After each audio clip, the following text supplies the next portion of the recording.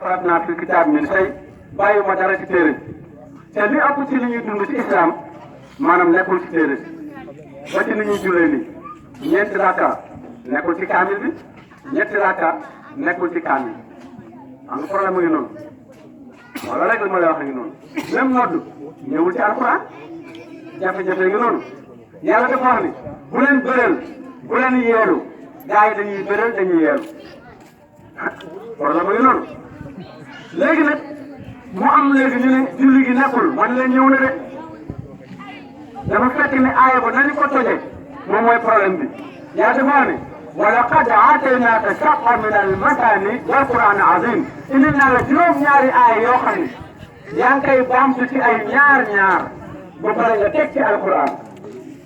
ñu ne léegi ñaar yooyu mooy yan façon ñaar am ñu ne mooy rahman rahim ma ni déedéet rahman ak rahim moom duñu benn